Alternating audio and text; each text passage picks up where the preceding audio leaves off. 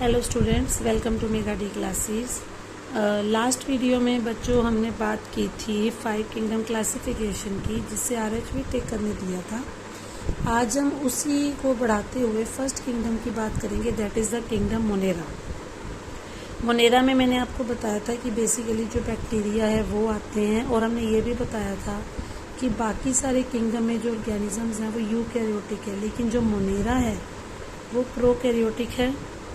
और ये सबसे ज़्यादा अबंडेंट माइक्रो ऑर्गेनिज्म है, मतलब जो सबसे ज़्यादा संख्या में हमारी अर्थ पे पाए जाते हैं।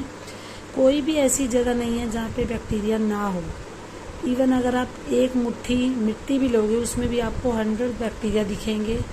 और एक्सट्रीम हैबिटेट्स, मतलब जहाँ पे कोई भी चीज़ एक्सट्रीम होती है, बहुत ज़्यादा होती है, वहाँ पर भी बैक्टीरिया सर्वाइव कर सकते हैं। जैसे हॉट स्प्रिंग, मतलब जो गर्म पानी का चश्मा बोलते हैं जिसको, जैसे मणिकरण का आपने नाम सुना होगा, मतलब जहाँ बहुत ज़्यादा उबलता हुआ पानी निकलता है, या डिजर्ट्स हैं जहाँ बहुत ज़्यादा गर्मी रहती है, या बहुत ज़्यादा जहाँ बर्फ़ पड़ती है, या डीप ओशन मतलब समुद्र के भी बिल्कुल नीचे जहाँ पे बहुत कम ऑर्गेनिज्म रह सकते हैं, इवन वहाँ पर भी बैक्टीरिया सर्वाइव कर सकता है। और बहुत सारे बैक्टीरिया ऐसे हैं जो किसी की बॉडी पे एज अ पैरासाइट रहते हैं, मतलब किसी और की बॉडी पर रहते हैं परजीवी की तरह, और उसकी बॉडी से सारा न्यूट्रिशन ले लेते हैं। अपनी शेप के अकॉर्डिंगली हमने बैक्टीरिया को 4 कैटेगरी में डिवाइड कर दिया है। इसमें सबसे पहले आते हैं स्फेरिकल कॉकस। यहाँ ब्रैकेट में PL लिखा है। PL का मतलब होता है प्लूरल। अगर सिंगुलर है तो आप इसको कोकस बोलोगे, अगर प्लूरल है तो आप इसको कोकाई बोलोगे। इसी तरीके से इनकी शेप होती है स्फेरिकल। स्फेरिकल मतलब गोल। दूसरे हैं रोड शेप। रोड शेप को हम बोलते हैं बेसिलस। तीसरे हैं कोमा शेप। कोमा शेप को हम बोलेंगे वाइब्रियम। और चौथे हैं स्पाइरल शेप, जिनको हम बोलते हैं स्पाइरलम। तो जैसे कि यहाँ पे आप डायग्राम में देख सकते हो, जो कोकस हैं वो गोल हैं, स्पेरिकल हैं। जो बेसिलस हैं उनकी शेप इस तरीके से रोड की तरह, मतलब डंडी की तरह। जो स्पाइरला है उसकी शेप स्पाइरल है, मतलब इस तरीके से जिगजैग। और वाइब्रियो जो है उनकी शेप है कोमा की तरह। तो वैसे तो देखने में बैक्टीरिया का स्ट्रक्चर बहुत ज़्यादा सिंपल लगता है, लेकिन इनका बिहेवियर बहुत ज़्यादा कॉम्प्लेक्स है। अगर हम दूसरे ऑर्गेनिजम्स के साथ कंपेयर करें तो बैक्टीरिया के अंदर मेटाबॉलिक डाइवर्सिटी बहुत ज़्यादा है। मतलब ज़रूरी नहीं है कि हर तरह के बैक्टीरिया में एक ही जैसा मेटाबॉलिज्म होगा। हर एक के अंदर जो इंटरनल उसकी मेटाबॉलिज्म है वो डिफरेंट हो सकते हैं। कुछ बैक्टीरिया ऐसे हैं जो ऑटोट्रॉफिक है, यानी कि अपना फूड खुद बना सकते हैं इनऑर्गेनिक चीज़ों से। और वो फोटोसिंथेटिक भी हो सकते हैं, मतलब फोटोसिंथेसिस से भी अपना फूड बना सकते हैं, या कीमोसिंथेसिस से भी बना सकते हैं। लेकिन बहुत सारे बैक्टीरिया ऐसे हैं जो हेटेरोट्रॉफ्स हैं, मतलब वो अपने फूड के लिए डेड ऑर्गेनिक मटेरियल यानी कि मरी हुई चीज़ों पे भी डिपेंड करते हैं। अब हमने बैक्टीरिया को दोबारा से क्लासेस में बांट दिया है। इसमें सबसे पहले आते हैं आर्की बैक्टीरिया। आर्की बैक्टीरिया को मतलब होता है वो बैक्टीरिया जो आपको नॉर्मल कंडीशंस में नहीं मिलेंगे, बल्कि हार्श हैबिटेट, मतलब जहाँ पे रहना बहुत ज़्यादा डिफ़िकल्ट है, जो बहुत ज़्यादा हार्श कंडीशन है, मतलब बहुत ज़्यादा गर्मी है या बहुत ज़्यादा एसिडिक एनवायरनमेंट है, उस तरह की जगह पे आपको ये देखने को मिलते हैं। ऐसा एरिया जो बहुत ज़्यादा सोल्टी है, मतलब जहाँ पे बहुत ज़्यादा नमक हो, जिसको हम हेलोफाइल बोलते हैं, ये वहाँ पर रह सकते हैं।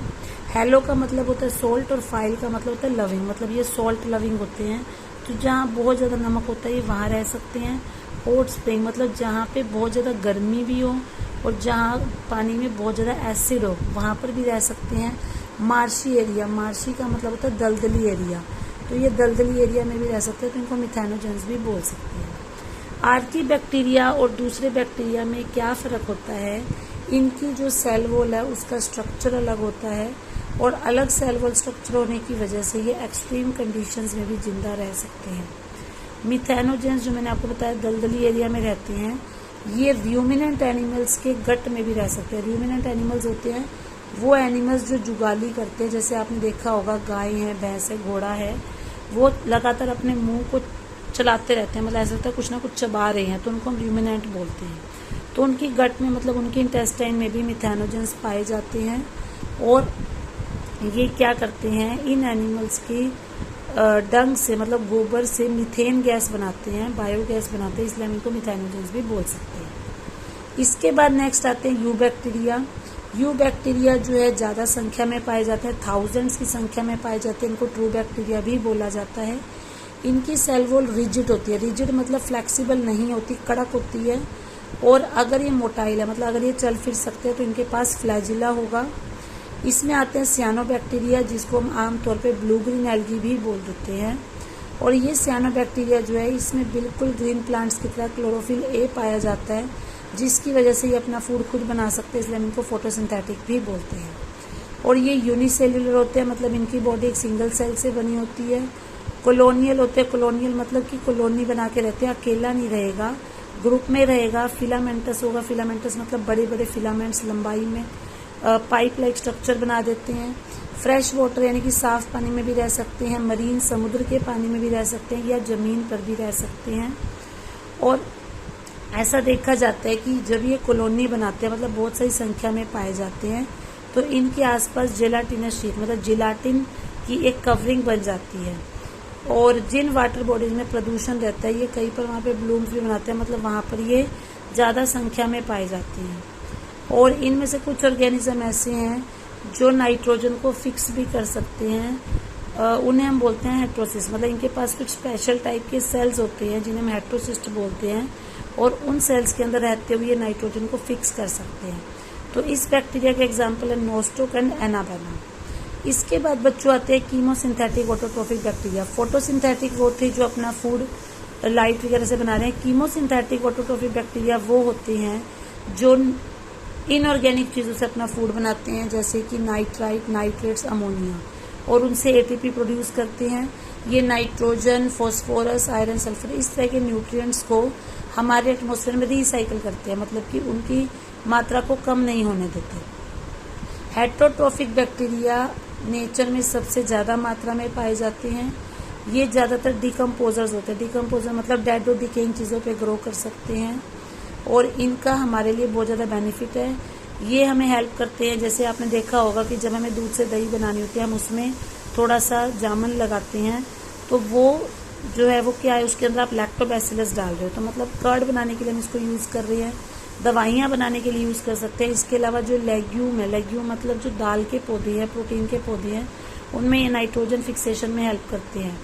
बट इनमें से बहुत सारे बैक्टीरिया ऐसे हैं जो हमारे लिए पैथोजेनिक है, मतलब जिनकी वजह से हमें बीमारियां हो सकती हैं, या जो एनिमल्स और पेट्स हैं उनको बीमारियां हो सकती हैं। जैसे आपने कोलरा का नाम सुना होगा, टाइफाइड, टेटनस, सिट्रस कैंकर, ये कुछ ऐसी बीमारियां हैं जो बैक्टीरिया से होती हैं। इनमें से सिट्रस कैंकर जो है वो आपने देखा होगा कि जो खट्टे फल होते हैं जैसे नींबू, कई बार उनके ऊपर पीले पीले रंग की कवरिंग आ जाती है। अब हम बात करते हैं रिप्रोडक्शन की। बैक्टीरिया जो है मेनली फिजन से रिप्रोड्यूस करता है। फिजन आपने पढ़ा होगा 10th क्लास में, जिसको हम हिंदी में भी खंडन भी बोल देते हैं, जब एक ऑर्गेनिज्म अपनी बॉडी को 2 पार्ट्स में तोड़ लेता है। और कई बार ये स्पोर्स यानी कि छोटे छोटे दाने भी बनाते हैं। और कई बैक्टीरिया में ऐसा भी देखा गया है कि वो सेक्सुअल रिप्रोडक्शन भी कर सकते हैं, मतलब एक बैक्टीरिया से दूसरे बैक्टीरिया में डीएनए का भी ट्रांसफर हो सकता है। इसके बाद बच्चों बात आती है माइकोप्लाज्मा की। ये बहुत ही ज़्यादा इम्पोर्टेंट क्वेश्चन है, जनरली पूछा जा सकता है 1 मार्क में। माइकोप्लाज्मा ऐसे ऑर्गेनिजम्स होते हैं जिनके अंदर सेल वॉल नहीं होती। तो कई बार आपसे ये पूछा जा सकता है, name the organisms that do not contain a cell wall. तो माइकोप्लाज्मा वो ऑर्गेनिजम्स हैं जिनके अंदर सेल वॉल बिल्कुल नहीं होती, और सबसे छोटे सेल्स हैं, मतलब सबसे स्मॉल लिविंग सेल्स हैं, और ये बिना ऑक्सीजन के भी सर्वाइव कर सकते हैं। और बहुत सारे माइकोप्लाज्मा ऐसे हैं जो एनिमल और प्लांट में के लिए पैथोजेनिक है। माइकोप्लाज्मा जो है वो बैक्टीरिया का एग्जाम्पल नहीं है, बट वो मोनेरा का एग्जाम्पल है। उनमें सेल वॉल नहीं होती, वो ऑक्सीजन के बिना रह सकते हैं, वो प्लांट और एनिमल में बीमारियां कर सकते हैं, और इनको पीपीएलओ भी बोला जाता है। पीपीएलओ का मतलब होता है प्लूरो न्यूमोनिया लाइक ऑर्गेनिजम्स। तो ये इंपॉर्टेंट क्वेश्चन है, जनरली आपसे 1 मार्क में पूछा जा सकता है। तो आज हमने सिर्फ मोनेरा के बारे में ही डिस्कस किया है। आप इस टॉपिक को अच्छे से पढ़ें, और अगर आपको कोई डाउट है तो आप मुझसे पूछ सकते हैं।